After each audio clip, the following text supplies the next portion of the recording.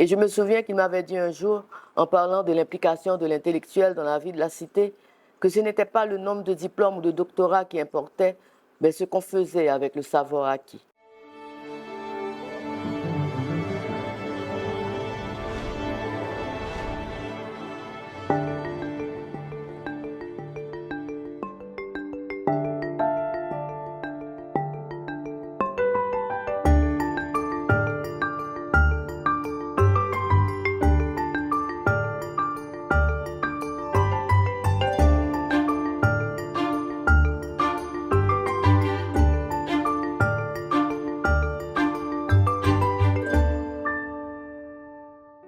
Je vous propose un survol nécessairement incomplet de la vie de Michel Rolf-Trouillot, un assemblage de faits et de souvenirs souvent revisités. Sa famille et ses amis l'appelaient Roro. Il était mon frère aîné et à mes yeux de petite sœur, il a toujours été celui qui protège, conseille et console. Rolf a fait ses études primaires et secondaires au petit séminaire Collège Saint-Martial. Je prenais pour chose banale ses résultats scolaires extraordinaires. Je me rappelle plutôt qu'une année, il avait joué le personnage du Petit Prince de Saint-Exupéry et qu'il avait ému la petite assistance de parents et d'élèves. Dans la famille, il y avait une tradition de bénévolat. Notre mère infirmière dispensait des vaccins aux enfants du quartier de Saint-Antoine, où nous avons grandi. Elle s'occupait aussi des blessés en urgence et il m'avait semblé normal que Rolf, adolescent, se soit porté volontaire après un cyclone pour aider les victimes et participer aux opérations de secours. À mes yeux, il incarnait celui qui agissait, s'impliquait et voulait faire changer les choses. Avec notre sœur aînée, Rolf était membre du Rallye de l'Effort, un groupe de jeunes réunis sous les auspices des pères jésuites du petit séminaire Collège Saint-Martial. Ces jésuites seront expulsés par François Duvalier en 1969. Rolf partit pour les États-Unis en 1968. Des études universitaires d'abord à Brooklyn College, en histoire et culture de la Caraïbe, ensuite à Johns Hopkins University en anthropologie, puis une carrière brillante de professeur et de chercheur.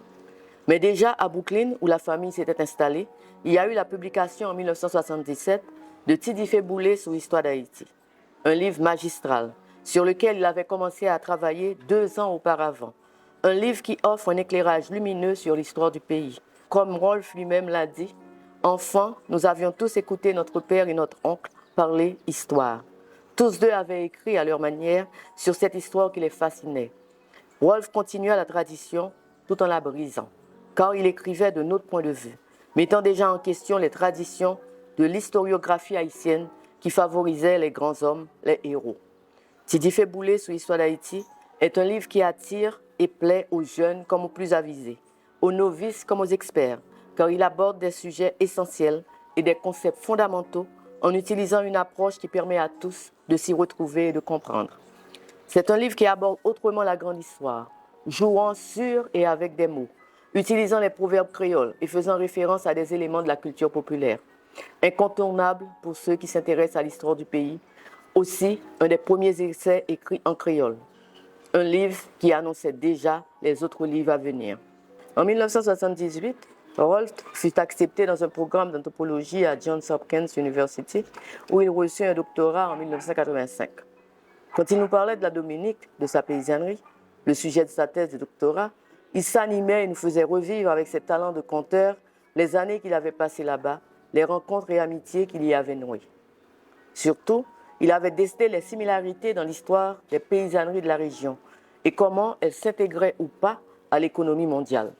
Toujours penché sur l'histoire et la société haïtienne, Rolf publia en Haïti, en 1986, Les racines historiques de l'État du Valérien, qui constitue un livre de référence essentiel pour aborder les dessous et fonctionnements de la dictature.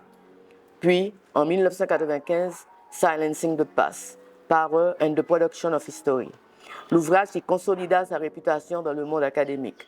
Un livre qui propose une approche novatrice pour l'enseignement de l'histoire et de l'anthropologie et dévoile entre autres le processus de fabrication du discours historique. Finalement, en 2003, son dernier livre, Global Transformation, Anthropology and the Modern World. La publication de ces livres renforça sans aucun doute sa réputation dans le monde universitaire à travers le monde. Cependant, un autre aspect sans doute moins connu, mais tout aussi fondamental et caractéristique de Rolf, est son implication dans les activités musicales et culturelles.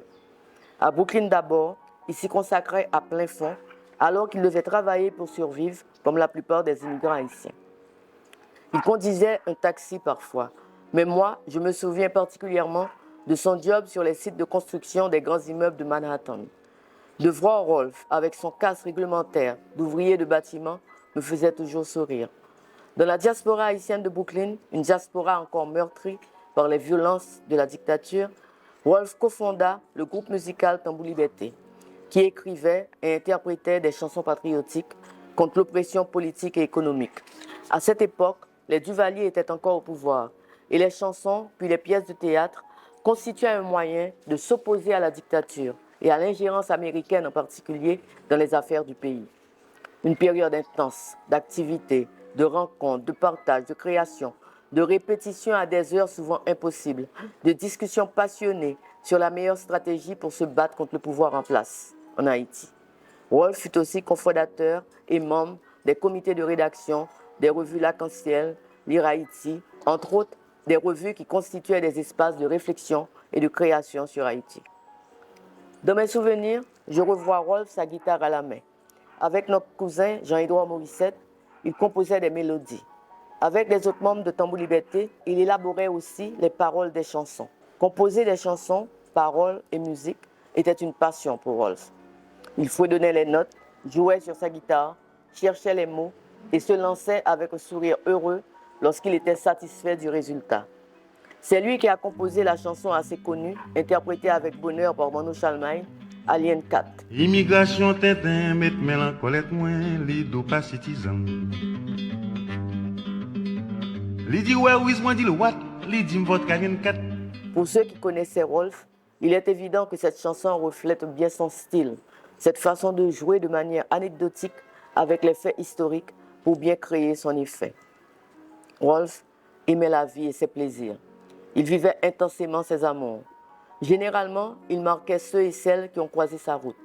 J'ai eu l'occasion de rencontrer ici et ailleurs des amis de son adolescence, des étudiants, des collègues qui gardaient de lui un souvenir vibrant. Il dispensait ses cours avec passion et intuition, trouvant les formules qu'il fallait pour transmettre et provoquer les réflexions. Il aimait sa famille, sa fratrie, ses amis et Haïti.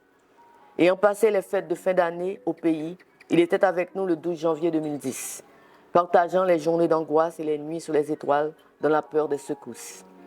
Après 2 ou 3 semaines, il a dû partir pour Chicago, mais il s'en est voulu.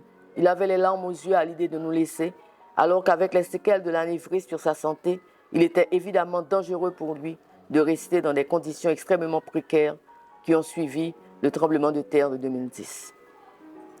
Il m'est difficile de parler de Rolf en si peu de mots et en si peu de temps. Tant de choses que je n'ai pas dites. Il m'est émotionnellement difficile d'arrêter ce plaisir mitigé d'évoquer sa vie en sachant qu'il n'est plus avec nous.